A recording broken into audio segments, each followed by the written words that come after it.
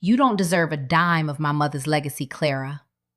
Richard Whittaker Jr.'s voice cracked like a gunshot across a mahogany conference table. Every head in Whitman and Hill turned toward me. Even the grandfather clock near the bookshelf seemed to hold its breath. I didn't flinch. The rain had followed us in from Meeting Street, dripping from polished loafers onto imported Persian rugs. Charleston storms never ease into anything. They arrive like judgment. I had sat in my car for 10 minutes before walking inside, watching sheets of water blur the gas lamps outside the firm. I told myself I was there to honor Margaret Whittaker. Not for money, not for revenge, just respect. 28 years of marriage teaches you how to stand still when a man tries to make you small. Richard stood across from me in a tailored navy suit that still carried the scent of his cologne and something else. Vanessa Cole sat beside him, younger by at least a decade, spine straight as if she already owned the room. In her arms was a baby boy, 3 months old, maybe 4, swaddled in white, quiet, innocent. The sight of them together didn't feel like heartbreak. It felt like a public execution. I had suspected for nearly 3 years. The sudden board meetings in Manhattan, the Delta receipts tucked into his blazer pocket, a hotel charge at the plaza that wasn't on our shared American Express statement. When I asked, he would tilt his head and sigh like I was a child asking foolish questions. "You're being dramatic, Clara." That word, dramatic. As if loyalty were theater. Margaret never used that tone with me. She would call me Mrs. Bennett in public. Southern formality runs deep in families like the Whittakers. But in private, she'd say, "My dear girl, blood makes you related. Character makes you family." I didn't understand then how carefully she chose those words. Attorney Harold Whitman adjusted his glasses and asked everyone to remain seated. Richard ignored him. His jaw tightened the way it always did when he felt cornered. "You manipulated her," he continued, pointing at me as if I were the criminal. "You turned her against her own son." Vanessa shifted her designer handbag onto the table. The gold hardware gleamed under recessed lighting. She didn't speak, but her silence was loud, smug, expectant. She had the posture of a woman who believed security was owed to her. I folded my hands in front of me. My wedding ring still rested on my finger. I hadn't taken it off yet. Not because I believed in the marriage, but because I believed in vows. "I didn't turn your mother against anyone," I said evenly. "She made her own decisions." Outside, thunder rolled over the harbor. Charleston society had always treated the Whittakers like royalty. 4 generations of shipping contracts, private school endowments, charity galas at the yacht club. I married into that world at 32. I hosted fundraisers, smiled for Christmas portraits on the piazza, stood beside Richard at every ribbon cutting. I gave up my gallery position so I could be the wife he needed at his side. Invisible women are very useful in powerful families, until they stop being invisible. Vanessa finally looked at me directly. Not with anger, but with assessment. Like she was measuring what remained of me. Richard leaned forward, lowering his voice, but not his hostility. "You think this makes you powerful?" "No," I replied. "I think it makes the truth visible." The rain battered the tall windows again. Somewhere in that storm was the woman who had once sat in her sunroom, wrapped in a pale shawl, holding chamomile in trembling hands. Margaret had squeezed my fingers and said, "You are stronger than you think, Clara." I didn't know that was goodbye. Now I stood in the very room where her final wishes were about to be spoken aloud, and my husband had already declared me unworthy.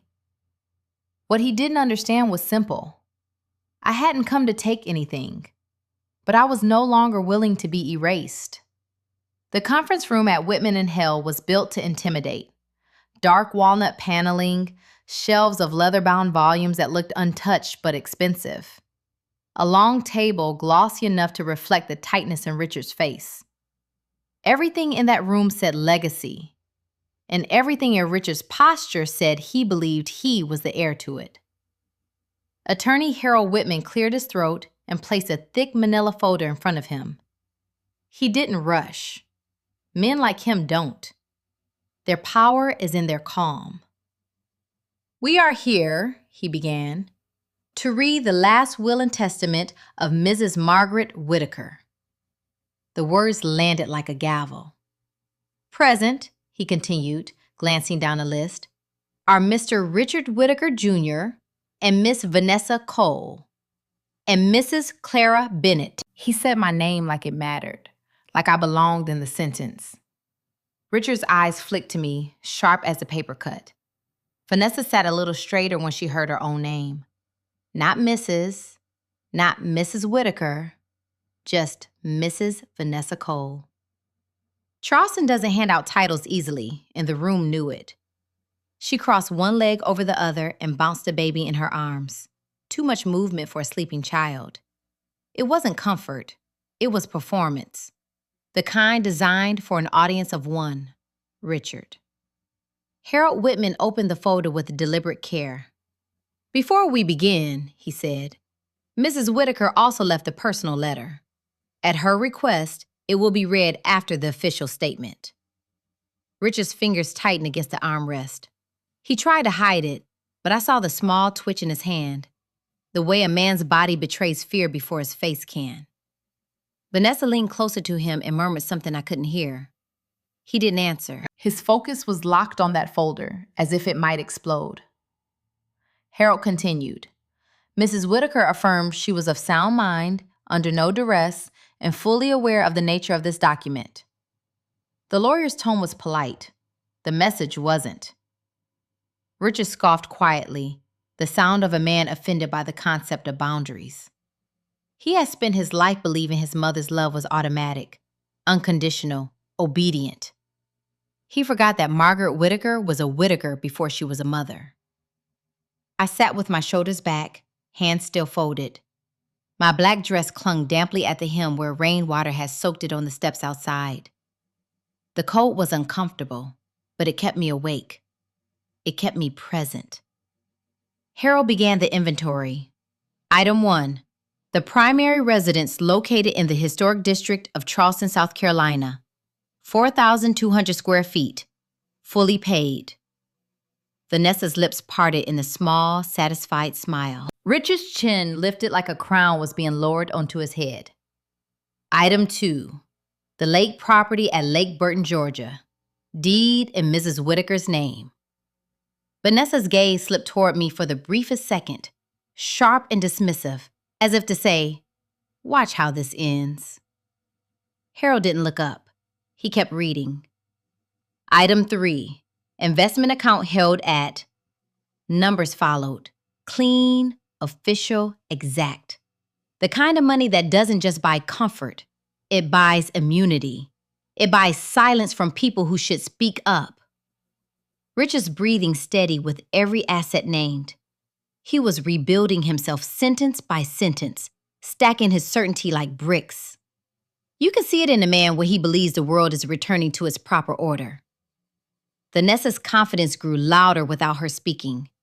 Her fingers tightened around the baby's blanket as if she were already wrapping herself in the Whitaker name. Harold turned a page, and the paper made a soft sound that cut through the ticking clock on the wall. Item 4. Heirloom jewelry to include. Vanessa's eyes glittered.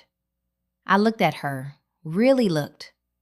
Perfect hair, perfect eyeliner. That polished smile designed to charm men who confuse attention with love. She looked like the kind of woman society forgives quickly, as long as she's standing beside the right last name. She never once glanced at the baby's face. Richard shifted, satisfied now, his earlier anger cooling into control. He cast me a quick sideways look, half pity, half disdain. The same look he gave me when I spoke too much at dinner parties, when my opinions were cute, when my needs were inconvenient. I could feel it in the air. They believed I was about to receive a condolence and a check. Maybe a polite, "Thank you for your support." Something neat, something small. And for a moment, I almost wished that was true. Not because I wanted less, but because I knew what more would do to them. Harold Whitman paused again. Not a mistake, a choice. He let the silence expand until it filled the room and pressed against our ribs. Richard's smile held, but it stiffened at the edges. Vanessa stopped bouncing the baby. The clock kept ticking, one steady beat after another, like it was counting down to impact. Harold's eyes lifted from the page for the first time. They moved across Richard, across Vanessa, then settled on me with a calm that felt almost respectful. My stomach tightened, not with greed, not with excitement, but with the strange awareness that Margaret Whittaker had set a trap, and we were all already inside it. Harold drew in one slow breath. "All aforementioned assets," he said, voice smooth as polished stone, "are hereby bequeathed to..."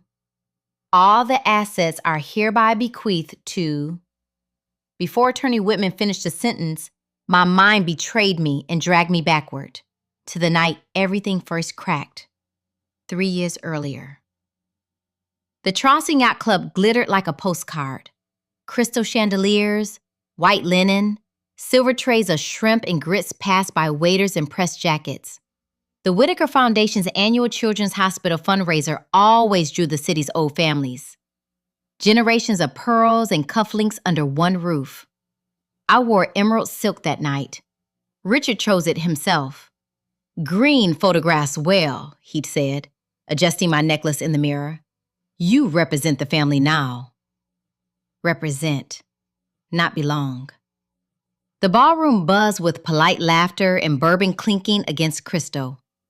Margaret stood near the stage, regal even with a faint tremor in her hand that only I seemed to notice. She refused to lean on anyone, especially not her son. Richard worked the room with effortless charm, handshakes, promises, familiar smiles. That night, he looked exactly like the man Charleston believed him to be. I went searching for him when the keynote speaker began. It wasn't suspicion yet, just habit. A wife learns to track her husband's absence. I found them behind the terrace doors. Vanessa's back was to me. Her dress, black, backless, daring for a charity gala, caught the light from the harbor outside. Richard leaned in close enough that his breath stirred the loose curl at her neck. She laughed softly, not loudly, intimately. "You'll leave her eventually," she murmured. Richard didn't answer with words.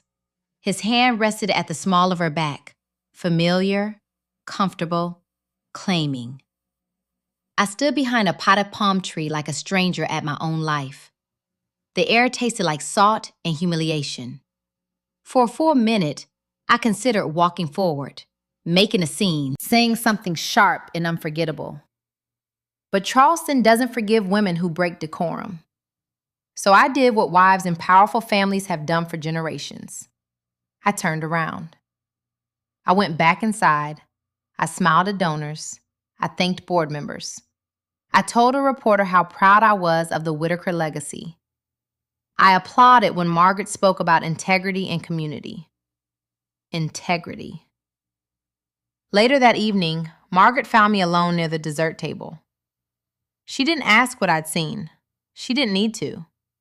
She had watched me walk back into the ballroom with a face too composed. "You're very quiet tonight, Mrs. Bennett," she said softly. "I'm fine," I replied. Margaret's gaze drifted across the room to where Richard had reappeared, adjusting his cufflinks as if nothing in the world had shifted. "I raised him better than this," she said under her breath. It wasn't an excuse. It was grief. From that night on, she invited me to her home on South Battery more often. Afternoon tea, private dinners, long conversations in her sunroom overlooking the harbor. She never once mentioned Vanessa, but she asked about my work, about the art I had given up, about whether I still painted.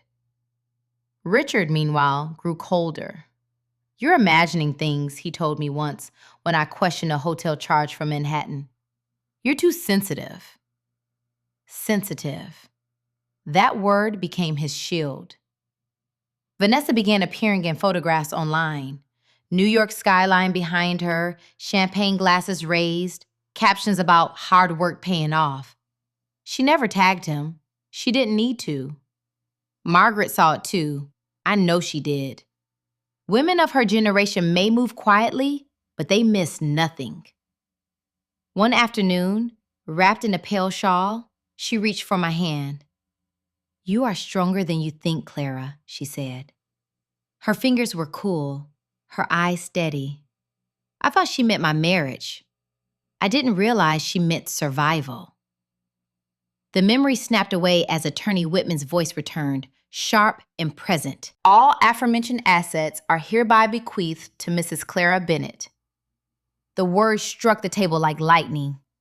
Across from me, Richard's color drained. Vanessa's hand froze mid-motion over the baby's blanket. And suddenly, the silence I had carried for 3 years wasn't mine anymore. It belonged to the room. "Are hereby bequeathed to Mrs. Clara Bennett." The words did not echo. They detonated. Richard's chair scraped violently against the hardwood floor as he shot to his feet. "That's not possible." His voice cracked, not with authority, but with disbelief. The kind a man feels when the world refuses to follow the script he's rehearsed in his head. Vanessa's lips parted, but no sound came out at first. Her perfectly manicured fingers tightened around the baby's blanket until her knuckles turned pale. Attorney Whitman did not react. He simply adjusted the page in front of him. The primary residence in Charleston, the Lake Burton property, all investment accounts, including portfolio holdings totaling approximately $1,400,000, heirloom jewelry, and the Steinway Model B piano. All assets are legally transferred to Mrs. Clara Bennett. My name again. Not Clara Whitaker, Clara Bennett. The room tilted slightly, or maybe it was just my pulse hammering against my ribs. I hadn't expected this. I had come prepared to receive condolences and polite dismissal. Instead, Margaret had handed me the Whitaker legacy in full daylight. Richard let out a humorless laugh. "There's been a mistake." "There has not," Whitman replied evenly. "This document was executed 5 weeks prior to Mrs. Whitaker's passing. 2 independent witnesses, properly notarized." Richard's face darkened. "She was ill." "She was of sound mind and full capacity," Whitman said, his tone now edged with something firmer. "Her physician signed an affidavit confirming cognitive clarity at the time of execution." Vanessa found her voice at last. "This is absurd," she snapped, turning toward me. "You are barely in her life." Barely. I almost smiled. 28 years of hosting her charity luncheons, driving her to cardiology appointments, sitting beside her during long, sleepless hospital nights while her son claimed he was traveling for business. Barely. Richard's hands braced against the table. She would never cut me out. Whitman met his gaze without blinking. "She did not cut you out, Mr. Whitaker. She made a deliberate allocation of her estate." The baby stirred at Vanessa's raised tone, letting out a small cry. She shifted him awkwardly, distracted now, no longer the poised woman of 5 minutes ago. Richard turned to me as if I might confess to a crime. "What did you say to her?" "I told her the truth," I answered calmly. "And what truth is that?" "That loyalty matters." The words landed heavier than I expected. He stared at me like I had spoken a foreign language. Whitman turned another page. "There is an additional clause." The tension sharpened again. "Should Mrs. Bennett decline this inheritance, all assets will be liquidated and transferred in full to the Children's Oncology Relief Fund of America." Vanessa's head snapped toward Richard. The calculation in her eyes was instant. If I refused, the money vanished from both of us. Richard swallowed hard. For the first time since I had known him, I saw fear that wasn't masked by arrogance. Whitman folded his hands. Mrs. Bennett, do you accept the terms of the will? The question felt ceremonial, final. For a brief second, I saw Margaret in her sunroom, sunlight filtering through lace curtains, her fingers trembling around a porcelain cup. I remembered the steadiness in her voice when she said, "You deserve the chance to begin again." This was that chance. "I accept," I said. The room shifted permanently. Richard inhaled sharply as if struck. Vanessa whispered something harsh under her breath, too quiet to catch, but sharp enough to cut. "You can't be serious," Richard muttered. "You're doing this to punish me?" I looked at him then, truly looked. "No," I replied. "Your mother did this because she saw you clearly." Silence swallowed the table whole. Whitman reached into the folder once more and withdrew a sealed envelope. "There is also a personal letter," he said quietly. Mrs. Whitaker requested it be read aloud. Richard's jaw tightened again, but the fire was gone now. What replaced it was something smaller, something unsettled. Vanessa shifted in her seat, no longer certain of her place at that table. And as Whitman broke the seal of the envelope, I realized something unmistakable. Margaret hadn't just changed a will. She had written a verdict. Attorney Whitman unfolded the letter slowly, as if paper could carry weight. The room had shifted since I said, "I accept." The confidence that once radiated from Richard had thinned into something brittle. Vanessa no longer looked victorious. She looked calculating. Whitman cleared his throat. "To my dear Clara." The words alone were enough to steady me. "If you are hearing this, then I am gone, and you are sitting in a room I imagined many times." Richard's head snapped up. "I want you to know," Whitman continued, reading Margaret's words carefully, "that you were never just my daughter-in-law. You were my daughter by choice." Vanessa inhaled sharply. Richard's face hardened. "Mother wouldn't—" Whitman raised a hand gently, silencing him without raising his voice. "I was not blind," the letter went on. "I saw the distance. I saw the betrayal. I saw the way you carried yourself with dignity when others chose selfishness." My vision blurred, but I refused to let tears fall. Not here, not in front of them. Clara stood beside this family when loyalty was inconvenient. She protected our name when my own son did not. The word struck Richard harder than any accusation I could have spoken. Vanessa shifted in her seat, visibly uncomfortable now. The baby let out a small, restless sound, as if sensing tension. "I refuse to reward betrayal," Whitman read. "Blood alone does not guarantee inheritance. Character does." The silence that followed felt surgical. Richard whispered, "This is ridiculous." Margaret's letter wasn't finished. "Richard," Whitman continued, voice firm but steady, "I am disappointed. Not because you failed me, but because you failed yourself. A man who trades commitment for convenience will eventually find himself alone." Vanessa's hand slowly withdrew from Richard's arm. "I leave my estate to Clara not to punish you, but to protect her. She deserves a life unburdened by your choices." The final line came softly. "Legacy is not what you are born into. It is what you uphold." Whitman folded the letter with care. No one spoke.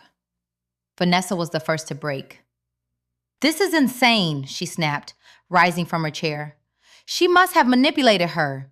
You told me she adored you, Richard. You said everything would be secure." Secure. That word hung between them like a confession. Richard's mouth opened, but no answer came. Vanessa's composure cracked.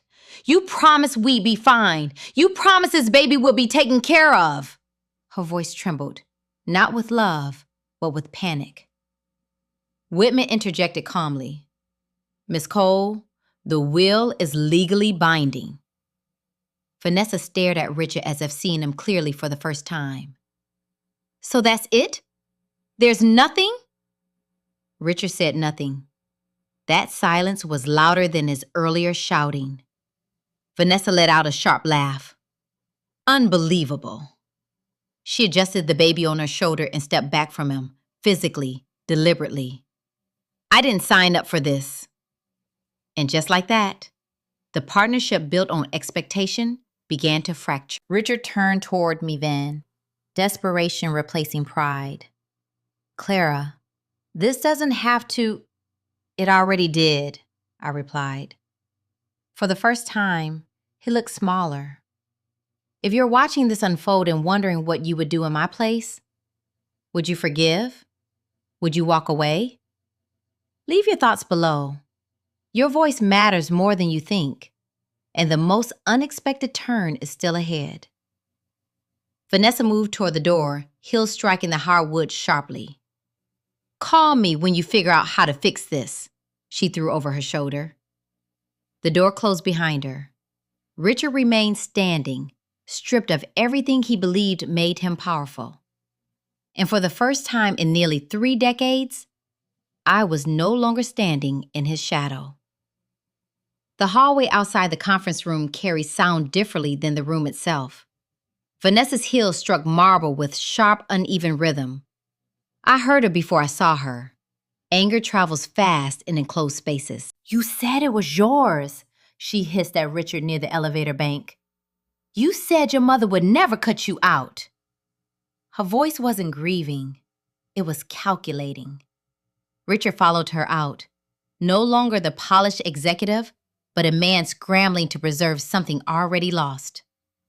"I didn't know," he muttered. "She wouldn't have done this without influence." Influence. He meant me. Vanessa let out a short, humorless laugh. "Influence doesn't move millions of dollars without paperwork, Richard."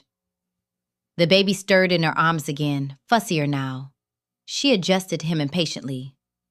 "You promised stability," she continued. "Security. That's what you said." Security. That word again. It had nothing to do with love.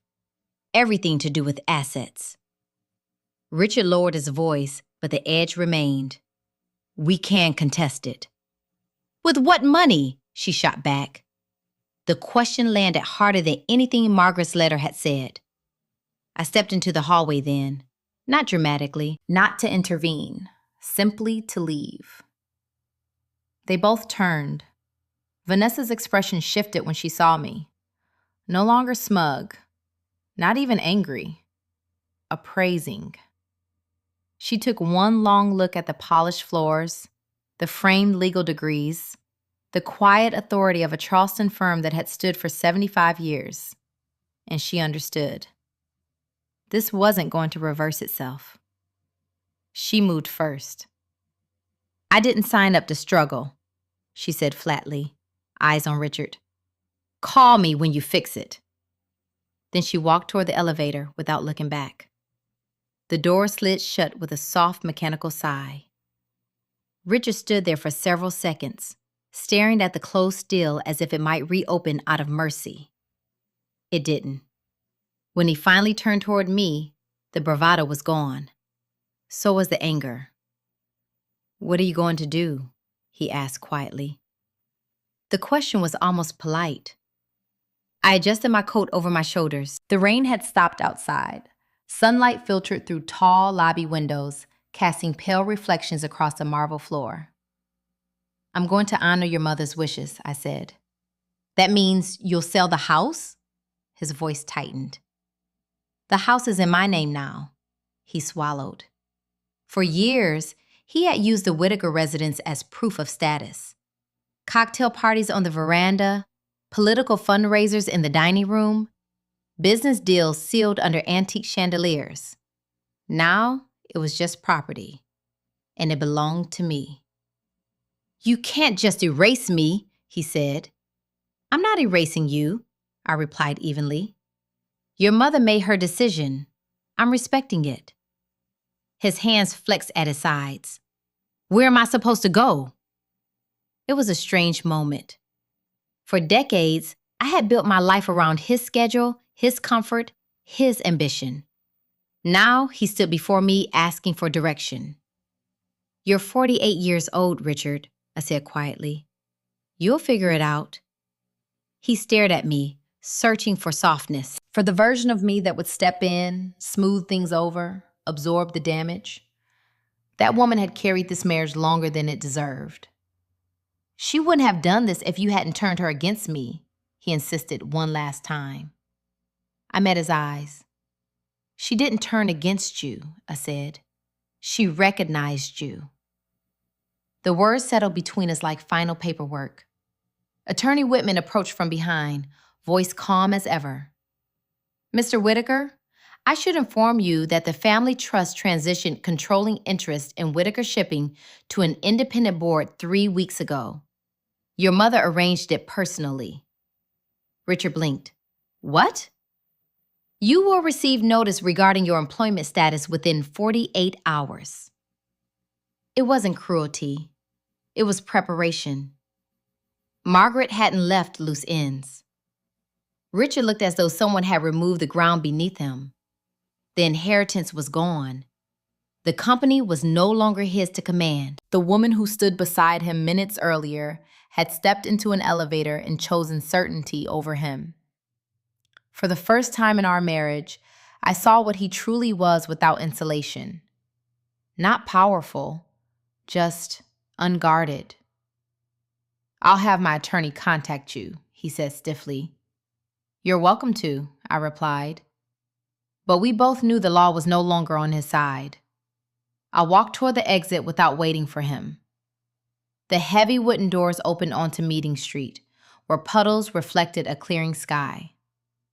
Charleston looked the same, but nothing in my life was. The Charleston house sold faster than I expected. 4,200 square feet of historic brick and wrought iron, listed at $2.35 million, closed at $2.27 million within 3 weeks. Realtors called it prime heritage property. To me, it was a museum of performance. Every polished banister carried memories of dinners where I smiled through humiliation. The Lake Burton house followed soon after, finalizing at just under $760,000. The investment accounts transferred cleanly, every signature verified twice. Margaret had left nothing to chance. When the wire confirmations appeared in my inbox, I sat at the long dining table one last time and stared at the numbers. Money had once represented control in my marriage. Now it represented choice. I honored the clause Margaret included in her will. I donated $1.12 million to the Children's Oncology Relief Fund of America. The foundation president called personally to thank me. I told him it wasn't mine to thank for, it was hers. Generosity feels different when it's voluntary. 3 months later, I packed what mattered into a rented 16-foot moving truck. No antiques, no Whitaker portraits, no monogram china. Just books, recipe cards in Margaret's handwriting, and a few framed photographs that belonged to me long before I ever married. Redwood Hollow, Vermont greeted me with cold mountain air and a main street lined with brick storefronts that hadn't changed in 50 years. Population? Just over 4,000. No gala committees, no legacy dinners, no one who cared about the Whitaker name. That alone felt like oxygen. The property I purchased sat between a hardware store and a family-owned pharmacy. 1,600 square feet, dusty front windows, original maple floors hidden beneath worn linoleum. Price? $310,000. I signed the papers in a modest local bank office, the kind with a ceramic candy dish on the counter and a hand-painted mural of fall leaves on the wall. "Welcome to Redwood Hollow, Clara," the loan officer said with an easy smile. "No Mrs. Whitaker, no expectations, just Clara." Renovation wasn't glamorous. I pulled up oak flooring myself, discovering maple boards beneath that still carried warmth. I painted the walls a soft honey tone. A local carpenter named Tom built the front counter from reclaimed barnwood. We didn't rush. Healing doesn't move on a deadline. I named it Maple and Ember Cafe. Maple for the town's sugar season. Ember for the quiet heat that keeps something alive long after the flames fade. The first morning I tested Margaret's apple pie recipe in the small commercial oven. The scent of cinnamon and baked fruit filled the space. I stood there with flour on my hands and felt something unfamiliar. Not anger, not grief, possibility. Opening day wasn't an event. I placed a small wooden sign in the window that read "Open" and unlocked the door at 7 a.m. The first customer was an older man in a flannel jacket who ordered black coffee and sat by the window without asking questions. By noon, 2 teachers from the elementary school came in for soup. By the end of the week, I knew 3 names and 3 regular orders. No one asked about Charleston. No one asked about Richard. They asked about blueberry scones and whether I planned to serve lunch sandwiches. I slept that first week with tired muscles and a clear mind. Peace, I discovered, is not loud. It hums quietly in rooms you build yourself. One evening, after closing, I sat alone at a corner table with chamomile tea, the kind Margaret used to drink. The town streetlights glowed softly through the front windows. No marble floors, no chandeliers, just warm wood and the faint smell of bread. For years, I had adjusted myself to fit inside someone else's legacy. Now I was building one from scratch. And for the first time in nearly 3 decades, I wasn't standing beside anyone. I was standing on my own. By autumn, Maple and Ember Cafe had its own heartbeat. Mornings began with the low hum of the espresso machine and the scent of cinnamon drifting onto Main Street. The maple trees outside had turned shades of amber and crimson, their leaves scattering across the sidewalk like confetti that didn't need an audience. George Mallory came in every Tuesday at 7:15 a.m. sharp. Vietnam veteran. Quiet. He ordered black coffee and read the local paper front to back without commentary. His golden retriever, Daisy, would curl beneath his chair like she owned the place. Elise Harper, a high school junior with track medals hanging from her backpack, claimed the table near the fireplace most afternoons. She studied with headphones in, occasionally asking for extra whipped cream on her cocoa. Small routines, steady conversations. No one here cared who I used to be. One Saturday morning, the mayor stopped by. Not for a ribbon cutting, not for a photo opportunity, just to welcome Miss Clara properly to town. He told me the storefront had been empty for 4 years before I bought it. "Nice to see lights on again," he said. That sentence meant more than any Charleston headline ever had. I didn't wear my wedding ring anymore. I removed it quietly one evening after closing, sliding it into a small velvet pouch in my desk drawer. Not as a gesture of anger, but as acknowledgement. The divorce papers were in process. Richard hadn't contested them. Pride doesn't stretch far when resources run thin.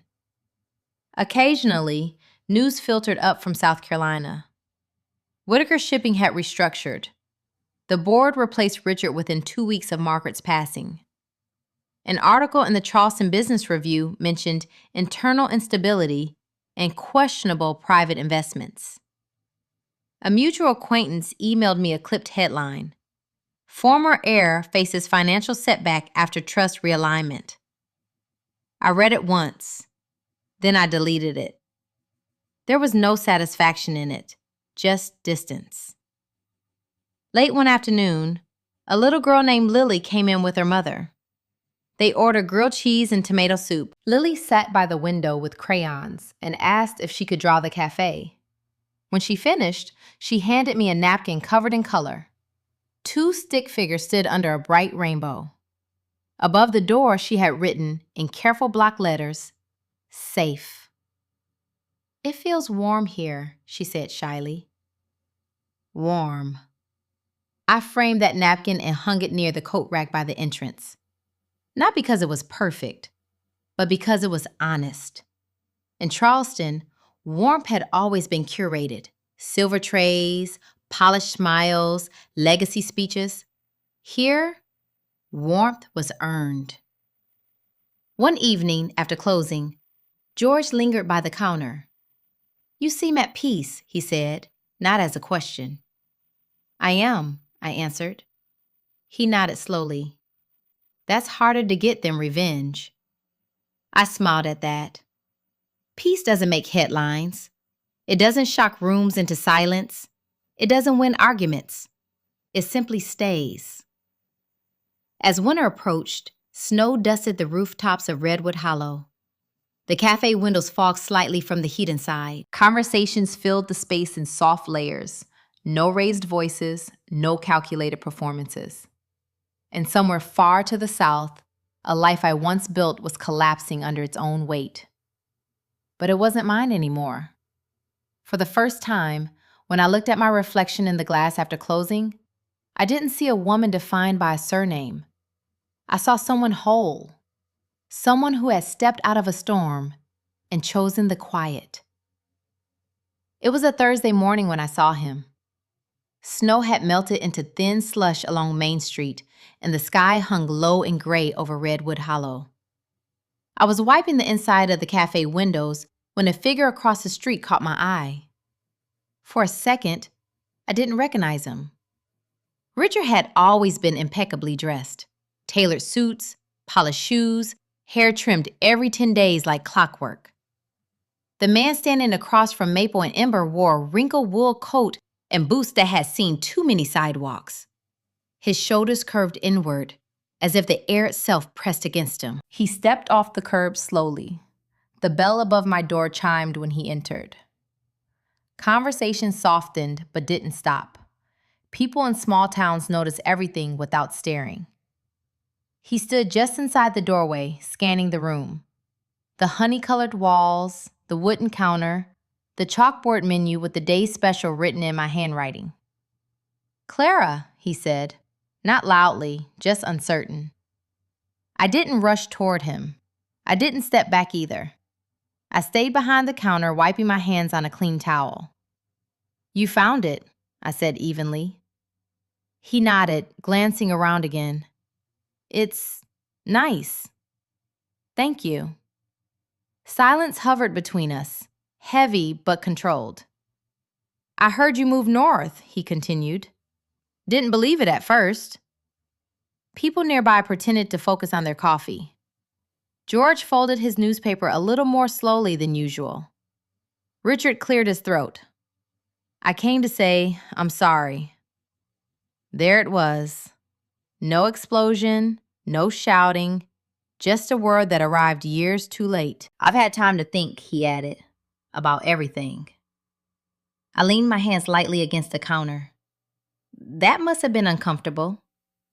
He gave a weak smile that didn't reach his eyes. "Vanessa left," he said quietly. "A few months after everything. The baby wasn't mine." The statement hung in the air. A twist of fate I hadn't expected, but one that explained the hollow look in his face. "She knew before I did," he admitted. "I was convenient." I didn't react. Not out of cruelty, out of clarity. "I made bad investments trying to cover losses," he continued. "Lost about $900,000. The board cut me loose. There's nothing left." Nothing left. For years, I had been the one with nothing left. No voice, no space, no acknowledgement. Now, he stood in my cafe describing emptiness as if I should recognize it. I don't have anywhere steady to land, he said. I thought maybe we could talk. We are talking, I replied calmly. He stepped closer, lowering his voice. I know I don't deserve forgiveness, but I lost you. I lost everything. I walked around the counter then, stopping a few feet in front of him. You didn't lose me, I said. You threw me away. The words were steady, not sharp, not shouted, but they carried weight. He inhaled slowly. I was selfish, he said. I thought I could manage both worlds. Yes, I answered. You thought you could. A young mother at a nearby table glanced up briefly before returning to a child's coloring book. The cafe didn't feel tense. It felt anchored. Richard's eyes scanned the room again. The frame drawing near the door, the chalkboard menu, the steady hum of conversation that didn't revolve around him. You built all this, he said. I did. I don't even recognize you. That's because you never really saw me. The truth settled between us like snowfall. Quiet, irreversible. He swallowed. Is there any chance we could start over? I didn't hesitate. No. The word wasn't angry. It was complete. This place, I continued, is built on honesty, on respect. You don't belong here. His face tightened, not with rage, but with understanding. I just needed to see you, he said softly. You have, I replied. I walked to the door and opened it. Cold Vermont air slipped inside. You need to go, I said, and you don't come back. He stood there for a moment longer, searching my face for a version of me that no longer existed. Then he stepped outside. The bell chimed once more as the door closed behind him. Inside, someone laughed at a joke near the fireplace. Daisy shifted in her sleep beneath George's chair. The espresso machine hissed softly. Life continued. And this time, it didn't include him. I wait before sunrise now, not because anxiety pulls me from sleep, but because peace does.